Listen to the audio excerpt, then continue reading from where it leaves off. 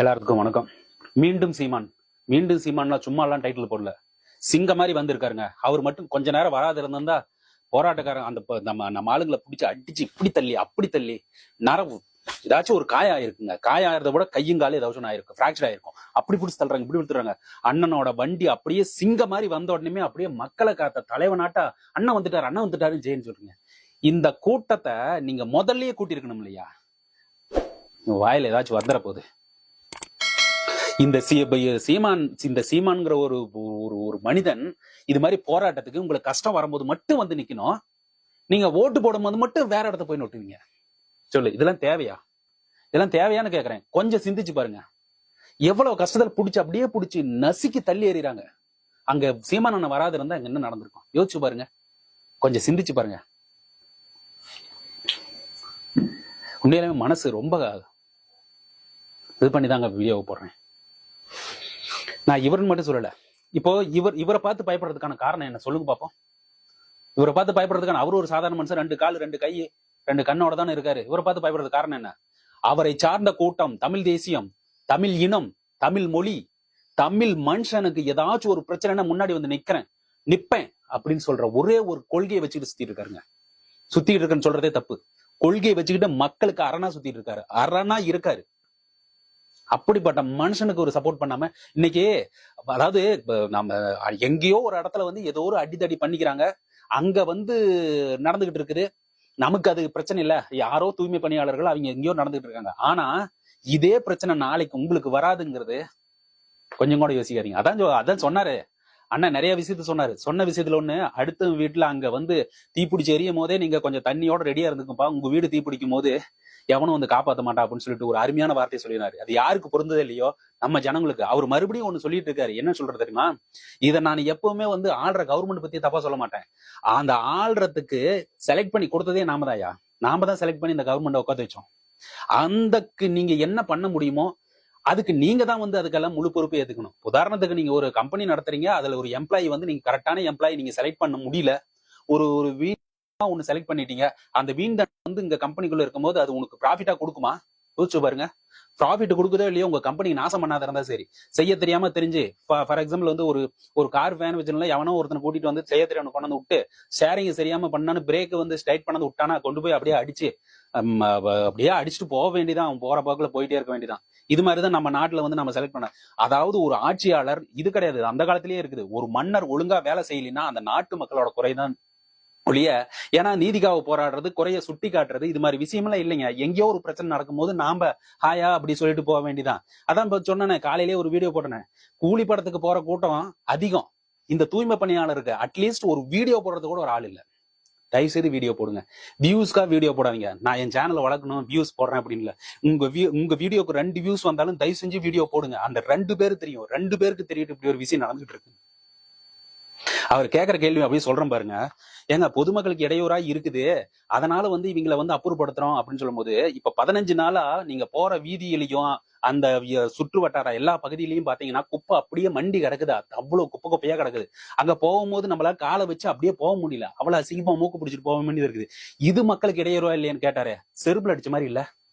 இது மக்களை பார்த்தாங்க கேக்குறாரு, மக்களை பார்த்தாங்க கேக்குறாரு. இது இடையூறா?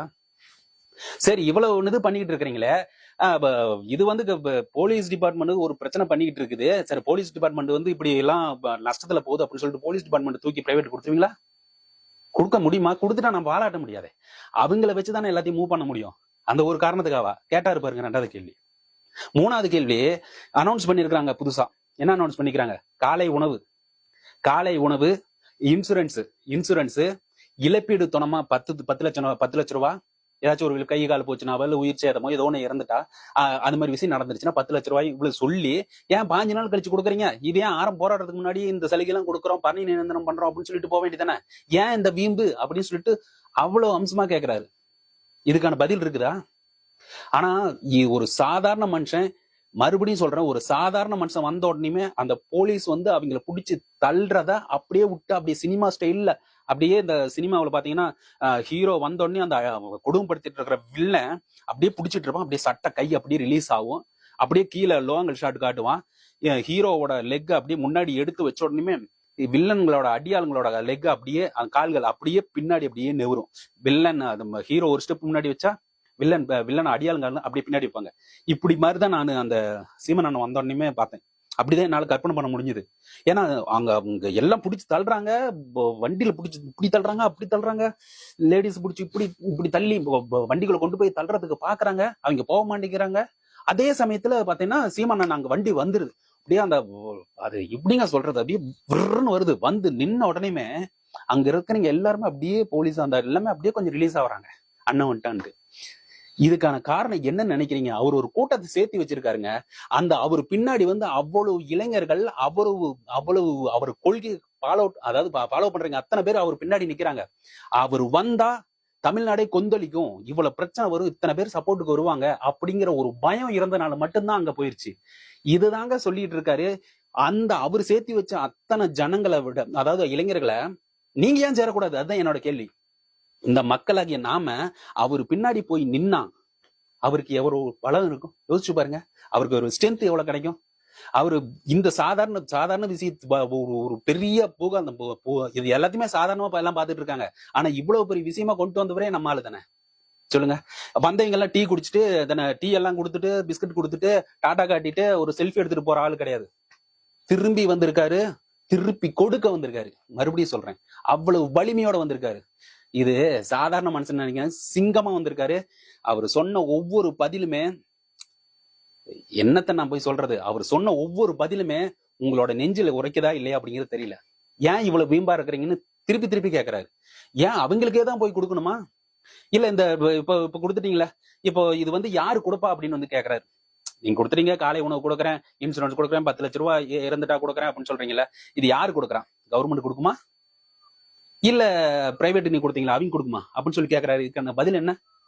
இதெல்லாம் நாம தான் சிந்திச்சு பார்க்கணும். நீங்க இன்னைக்கு எல்லாம் கரெக்டா இருந்துட்டு கடைசியில வந்து அந்த ஓட்டு போடுற அன்னைக்கு 2-3 நாளைக்கு யாருக்கு அந்த பணத்தை கொடுக்குறாங்களோ இதெல்லாம் அங்கதாங்க நடந்துச்சு. நம்ம வாங்கின அந்த பணத்தினால வந்த பிரச்சனை தான் இது. அந்த பணத்தினால வந்த பிரச்சனை தான். அந்த வாங்கின அந்த பணத்துக்கு 2000 செலவு பண்ணி 2-3 நாள் செலவு பண்ணி குடிச்சிட்டு வீட்டுக்கு செலவு பண்றவன் செலவு பண்ணி விட்டு மீதி பாக்கெட்ல வச்சுக்கிட்டு சுத்திட்டு இருந்து ஒரு 5-6 நாள்ல தீர்த்துட்டு போயிட்டான். காலம் பூரா 5 வருஷம் எத்தனை படம், விஜயோட படம் எத்தனை படம் வந்துச்சு, அத்தனையும் இருக்குது. விஜயும் இப்ப கொந்தளிச்சிருக்காரு. தயவு செய்து சிந்திங்க. வர்ற தேர்தலும் சரி, நான் இப்பவும் சொல்றேன், திமுக ஆட்சி நல்லதாவே இருக்கட்டும், அதையும் சிந்திங்க. அதிமுக ஆட்சி நல்லதாவே இருக்கட்டும், அதையும் சிந்திங்க. அவங்க செய்த நல்ல விஷயத்தையும் சிந்திங்க. சீமான் அண்ணன் செஞ்சதையும் சிந்திங்க. அதே சமயத்துல விஜய் என்ன பண்ணிட்டு இருக்காருன்னு நல்லா பண்ணுங்க. இது எல்லா விஷயத்தையுமே நல்லா யோசிங்க. தயவு செய்து பணம் வாங்குறது அவாய்ட் பண்ணுங்க. நேரா நீங்க அந்த பூத்துக்கு போறதுக்கு முன்னாடி ஒரு ரீகால் மாதிரி முடிஞ்ச இதெல்லாம் வீடியோவா எடுத்து அதை ஒரு அரை மணி நேரம் ஓட்டி பார்த்துட்டு இத்தனை 4 வருஷம் 5 வருஷம் என்ன நடந்துச்சு, இவங்க என்ன நல்லது செஞ்சாங்க. உங்களுக்கு திமுக நல்லது செஞ்சா ஓட்டு போடுங்க திமுகவுக்கு. அராஜகம் செஞ்சாங்கன்னா அராஜகம் வேண்டாம், ஓட்டு போடாதீங்க.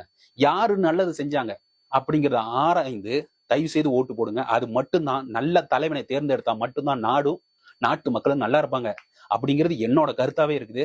இது கோபத்தோட தான் பதிவிட்டு இருக்கேன். ஏன்னா அந்த வீடியோ பார்த்தோன்னு எனக்கு வந்து கொதிச்சிருச்சுங்க. நான் இது மாதிரி வீடியோ மேல எல்லாம் கூலி சரியில்லை, கூலியோட படம் இந்த படம் ஃபர்ஸ்ட் ஹாஃப் நல்லா இருக்குது, ஃபர்ஸ்ட் ஹாஃப் நல்லா இல்ல, செகண்ட் ஹாஃப் நல்லா இல்ல, அதை பத்தியே எல்லாம் ரிவ்யூ போட்டுட்டு இருக்கீங்க. இங்க ஒரு பிரச்சனை, பெரிய பிரச்சனையா போயிட்டு இருக்கு. இது யாராச்சும் யோசிச்சிங்களா? படம் நல்லா, அந்த கதை சரியில்லை, இது சரியில்லை, இவர் கொண்டாந்து இங்க வச்சிருக்கணும், இந்த டெக்னிக்கலா பேசுறது இதெல்லாம் விட்டுட்டு இங்க நடக்கிற விஷயம் பாருங்க. தியேட்டர் விட்டு வெளியே வந்தா 1008 பிரச்சனை சுத்திட்டு இருக்குது.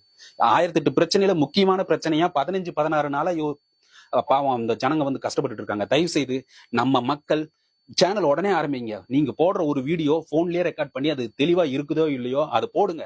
நான் மறுபடியும் சொல்றேன், வியூஸ்க்காக நான் போடல, எல்லாத்தையும் சொல்றேன், எல்லாத்தையும் வீடியோ எடுங்க. வீடியோ உங்க சேனல் ஆரம்பிங்க. 2 வியூஸ் வந்தாலும் சரி, 2 பேர் உங்க வீடியோ பார்த்தாலும் சந்தோஷமா நினைச்சுங்க. 2 பேர்த்துக்கிட்ட கொண்டு போய் சேர்த்திருக்கிறோம் அப்படின்னு சொல்லிட்டு சந்தோஷப்பட்டுங்க.